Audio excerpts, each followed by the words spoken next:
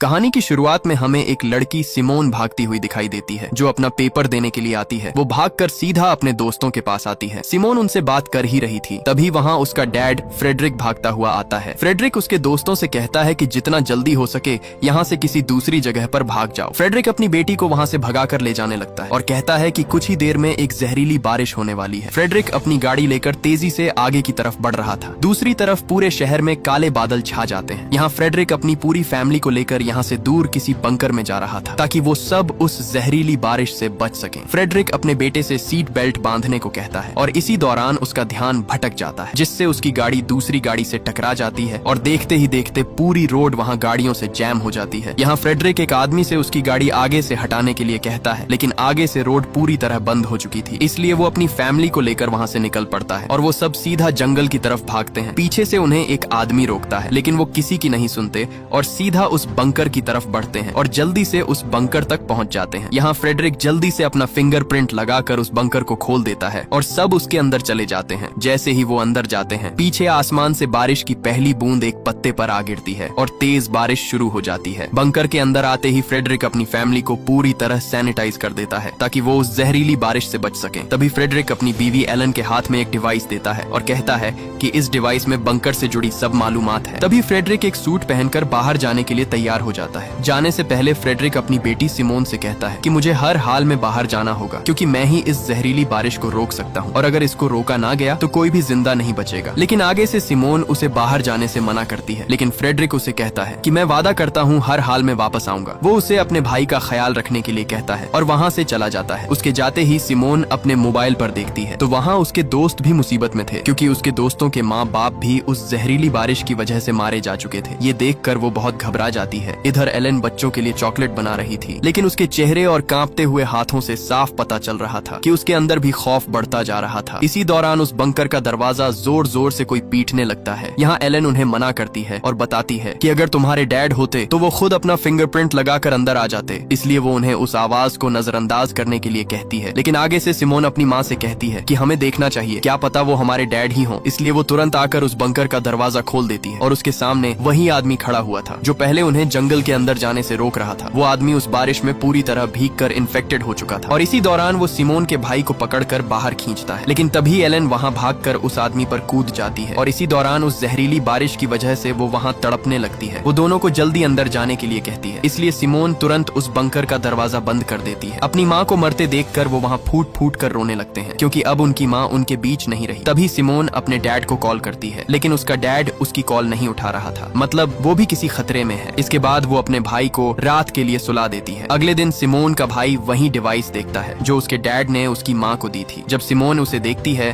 तो वहाँ उसे और भी बहुत सारे बंकर का मैप मिलता है, मतलब इस जंगल में बने ऐसे और भी बंकर मौजूद हैं। और यहाँ हमें पता चलता है कि फ्रेडरिक एक साइंटिस्ट था और उसकी कंपनी अपोलो ने ही ये सभी बंकर्स यहाँ बनवाए थे, क्योंकि फ्रेडरिक को पहले से पता था कि बहुत जल्द ही जहरीली बारिश होने वाली है जिससे सभी लोग तड़प तड़प कर मारे जाते हैं। इसलिए वह मौके पर ही अपनी फैमिली को बंकर के अंदर ले आया था। ये देखकर वो जल्दी से दूसरे बंकरों में मदद के लिए वहाँ सिग्नल भेजती है, लेकिन उसकी बदकिस्मती वहाँ से उसे कोई भी सिग्नल नहीं मिलता। तभी उसके दिमाग में एक ख्याल आता है, तो वहाँ वो उस बंकर में रेडियो ढूंढने लगती है और खुशकिस्मती से उसे वहाँ वो रेडियो मिल जाता है और वो जल्दी से उस रेडियो पर मदद के लिए चिल्लाती है, लेकिन वहाँ भी सिग्नल नहीं आ रहे थे। ये देखकर वो अपने भाई को रेडियो का एंटेना ऊपर ले जाने के लिए कहती है और खुशकिस्मती से वहाँ सिग्नल आ जाते हैं और सिमोन तुरंत दूसरे बंकर से एक लड़के फ्लिप से बात करती है, लेकिन उससे पहले वो और बात कर पाती वहाँ सिग्नल कट जाते हैं। ये देखकर उसके भाई की आंखों में आंसू आ जाते हैं, लेकिन रात दोबारा से उसे रेडियो में फ्लिप की आवाज आती है। वो उससे बात कर ही रही थी, तभी बदकिस्मती से एक बार फिर से सिग्नल कट जाते हैं। ऐसे ही दिन और महीने गुजरते जाते हैं और हमें पूरे 6 साल बाद का समय दिखाया जाता है, जहाँ रास्मस जवान हो चुका है और अब वो अपने डैड का इंतजार कर कर के थक चुका था। इसलिए वो सिमोन पर बहुत गुस्से होता है। इसलिए यहाँ अब सिमोन सोच में पड़ जाती है और उस बंकर से बाहर जाने का सोचती है। इसलिए जब रास्मस सो रहा था तब वो उसके कमरे का दरवाजा बंद कर देती है और उस वायरस से बचाव के लिए एक सूट पहनकर पूरे 6 साल बाद उस बंकर का दरवाजा खोलती है। और जैसे ही वो दरवाजा खोलकर बाहर आती है तो वहाँ हर तरफ उसे अपनी माँ की चीखें सुनाई देती हैं, लेकिन वो खुद को संभालते हुए आगे बढ़ती है और चलते चलते शहर की तरफ आ जाती है। आते ही वहाँ उसे एक साइन दिखाई देता है जो आगे की तरफ इशारा कर रहा था, जो यहाँ से पूरे 2500 मीटर दूर था। सिमोन उस साइन का पीछा करते करते एक बिल्डिंग के अंदर पहुँचती है जहाँ उसे हर तरफ सिर्फ लाशों के ढेर ही दिखाई दे रहे थे। तभी वहाँ उसे एक कुत्ता देख लेता देता है और अचानक उसके पीछे पड़ जाता है। वो भागती भागती एक कमरे में छुप जाती है। अगली सुबह रस्मस नींद से उठकर उसके पास आता है तो सिमोने उसे बताती है कि कल रात में बंकर से बाहर गई थी और बाहर हर तरफ लाशों के ढेर पड़े हुए हैं और कोई भी जिंदा नहीं बचा है। ये सुनकर रस्मस थोड़ा सा घबरा जाता है, इसलिए वो उसे कहता है कि कल सुबह ही हम दोनों यहाँ से बाहर दूसरे बंकर की तरफ जाएंगे। लेकिन रात में अचानक एयर वेंट ब्लॉक हो जाते हैं और बंकर के अंदर ऑक्सीजन खत्म होने लगती है, जिससे वहाँ सिमोन बेहोश हो जाती है। लेकिन मौके पर ही रास्मस उसे वहाँ से घसीटता हुआ बंकर से बाहर ले आता है और बाहर आते ही वहाँ उन्हें कुछ लोग पकड़ लेते हैं जिन्होंने उस बंकर के एयर वेंट ब्लॉक किए थे, इसलिए वहाँ ऑक्सीजन खत्म हो गई थी। दरअसल जब उस रात सिमोन घर से बाहर गई थी तब उन लोगों ने उसे देख लिया था। वो दोनों को दोबारा बंकर के अंदर लेकर एक कमरे में बंद कर देते हैं। वहाँ वो लोग खाने का सामान ढूंढते हैं, लेकिन वहाँ सब खाना खत्म हो चुका था। इसलिए वहाँ उनका लीडर मार्टिन कहता है कि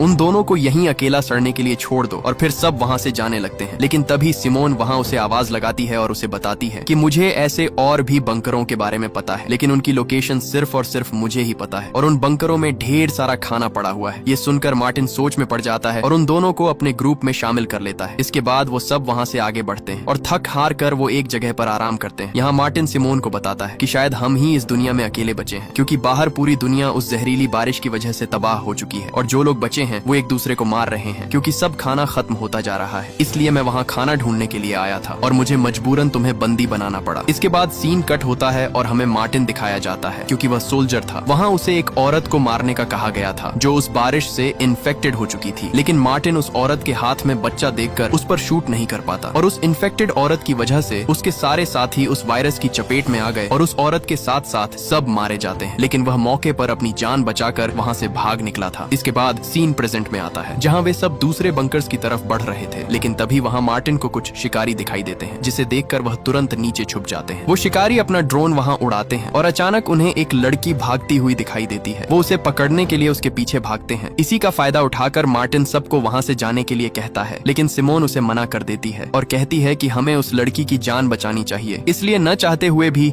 वो सब उसे बचाने के लिए भागते हैं और कुछ ही आगे जाने पर उन्हें वो लड़की उस बारिश के गंदे पानी में फंसी हुई मिलती है जो अब इन्फेक्टेड हो चुकी थी। इसलिए मार्टिन मौके पर ही उसे गोली से मार डालता है और वो वहाँ से आगे जाने लगते हैं। कुछ ही आगे जाकर वो एक बिल्डिंग के पास पहुँचते हैं। वहाँ आते ही उन्हें हर तरफ लाशों के ढेर दिखाई देते हैं। उस बिल्डिंग के अंदर आते ही वो सब वहाँ खिड़कियाँ और दरवाजों को मजबूती से बंद करने लगते हैं ताकि रात उन पर कोई भी बाहर से हमला न कर सके। उन्हें खुशकिस्मती से उस बिल्डिंग में पीने का साफ पानी भी मिल जाता है, इसलिए वो रात वहीं गुजारने का फैसला करते हैं। सुबह होते ही वो दोबारा से अपना सफर शुरू कर देते हैं और कुछ ही आगे आकर रास्मस का पैर उस जहरीली बारिश के पानी में धंस जाता है। जब मार्टिन को ये पता लगता है तो वो सबको उससे दूर रहने के लिए कहता है क्योंकि वो भी अब इन्फेक्टेड होने वाला था और तभी मार्टिन उसे शूट करने ही वाला था। वहाँ उसके सामने सिमोने आ जाती है और उसे गोली चलाने से मना करती है क्योंकि वो अपने भाई को खोना नहीं चाहती थी। लेकिन जब वहाँ एक लड़की बेट्राइस उसके जूते चेक करती है तो वो जूते वाटरप्रूफ थे और पानी ने उसके पैरों को जरा भी नहीं छुआ, इसलिए वो बच जाता है और वो सब दोबारा आगे की तरफ बढ़ते हैं और कुछ ही आगे आने पर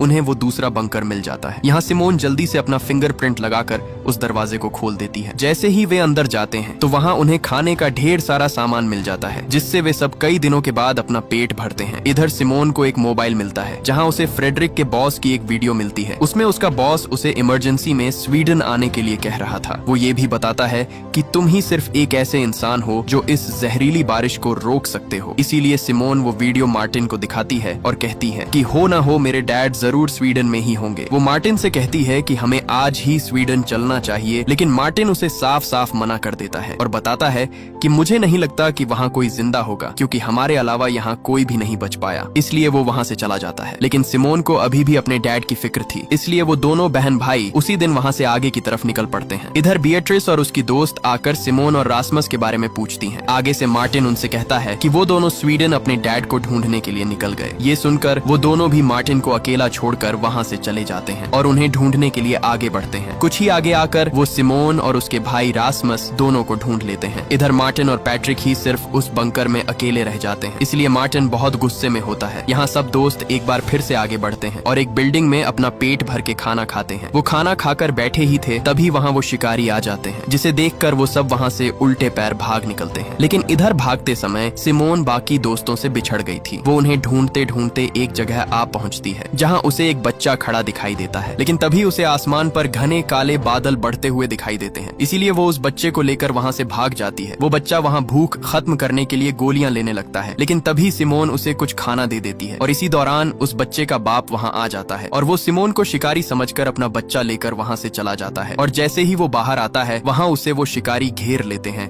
और वहाँ उसे बुरी तरह पीट डालते हैं। ये देखकर सिमोन घबराकर वहाँ से भाग निकलती है, लेकिन भागते हुए पीछे से उसे एक आदमी देख लेता है। इधर सिमोन जैसे ही एक बिल्डिंग में आती है वहाँ उसे उसके दोस्त मिल जाते हैं। वो उन्हें वहाँ से भागने के लिए कहती है, लेकिन तभी वही आदमी आ जाता है जिसने सिमोन को भागते देख लिया था। वो उनसे खाना मांगता है, लेकिन उनके पास खाना नहीं था, इसलिए वो आदमी रासमस को पकड़ लेता है और उसे मारने ही वाला था। तभी वहाँ मार्टिन आकर उस पर गन तान देता है, इसलिए डर से वो आदमी उसे चाकू घोंप कर वहाँ से भाग जाता है और रासमस वहाँ बुरी तरह तड़पने लगता है। इसलिए सिमोन मार्टिन से कहती है कि पास ही एक और बंकर है, हमें जल्दी से वहाँ जाना होगा। अब जैसे तैसे करके वो रासमस को लेकर वहाँ से उस बंकर की तरफ भागते हैं। वो जल्दी से उस बंकर तक पहुँच जाते हैं और अंदर आकर तुरंत रासमस के जख्म पर पट्टी करते हैं। इधर मार्टिन सिमोन को एक डिवाइस दिखाता है जिसमें पूरे शहर का मैप था। मार्टिन उसे बताता है कि इस मैप में जो दीवार है वहाँ जरूर वायरस नहीं होगा, क्योंकि ये गवर्नमेंट ने बनाई ही इसलिए होगी ताकि वायरस से इन्फेक्टेड लोग दूसरी तरफ ना जा सकें। अगर हम इस जगह पहुँच गए तो शायद हम बच सकते हैं। इधर रासमस का जख्म भी धीरे धीरे बढ़ रहा था। ये देख सिमोन मार्टिन से कहती है कि हमें किसी डॉक्टर की जरूरत है, नहीं तो रासमस की हालत और बिगड़ जाएगी। इसलिए आगे से मार्टिन भी मान जाता है और वहाँ सिमोन को उसकी दोस्त एक जगह की तरफ इशारा करती है और बताती है कि उस रास्ते से होकर तुम अंदर जा सकती हो, लेकिन वहाँ वो शिकारी भी मौजूद हैं, वो तुम्हें कभी भी पकड़ सकते हैं। लेकिन सिमोन के पास अपने भाई को बचाने के लिए कोई और रास्ता नहीं था, इसलिए वो वहाँ से आगे की तरफ बढ़ती है। लेकिन तभी ऊपर से एक ड्रोन उसे चेस करने लगता है, जिससे बचकर वो जल्दी से एक बिल्डिंग के अंदर आ जाती है और इसी दौरान वहाँ वो शिकारी पहुंच जाते हैं और वो उसे गन पॉइंट पर ले लेते हैं। लेकिन तभी वहाँ सिमोन के दोस्त आकर उन्हें ढेर कर देते हैं। यहाँ मार्टिन उनसे उस दीवार के बारे में पूछता है, लेकिन वो आगे से साफ साफ इनकार कर देता है। इसी दौरान वहाँ जीन नाम का एक लड़का उस शिकारी के बाजू पर लगा एक सांप का टैटू देखता है, जिसे देखकर उसके अंदर एक अजीब सा डर बैठ जाता है और वो तुरंत मार्टिन से कहता है कि इन सब को मार डालो। इसलिए मार्टिन अपनी गन रिलोड करके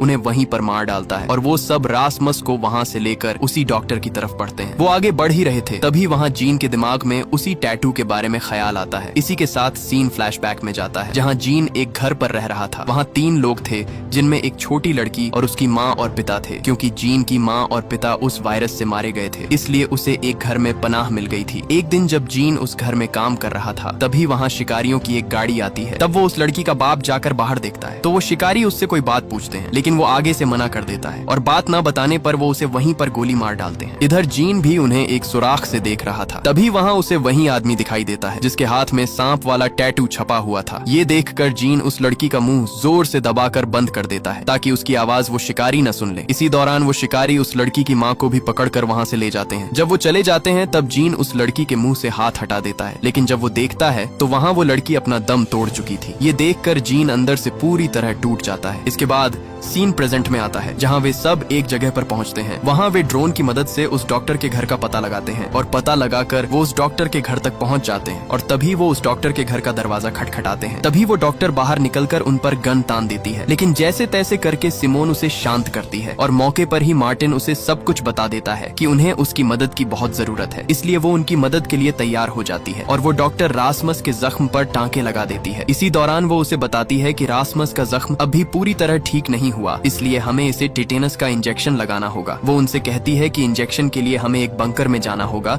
जो उसके घर के पास ही है। इसलिए वो तीनों उसी बंकर की तरफ बढ़ते हैं और आते ही सिमोन को वही बंकर दिखाई देता है जो उसके डैड की कंपनी अपोलो का था। डॉक्टर उसे बताती है कि मैं भी अपोलो कंपनी में काम करती थी, इसलिए मुझे भी यही बंकर दिया गया। अंदर आते ही वो डॉक्टर सिमोन के लिए एक इंजेक्शन तैयार करती है और उसे एक बेड पर बांध देती है। तभी वो डॉक्टर सिमोन को धक्का देकर उसे भी एक रस्सी से बांध देती है। वो उसे बताती है कि तुम्हारे ही डैड फ्रेडरिक की वजह से मेरी पूरी फैमिली जान से मर गई।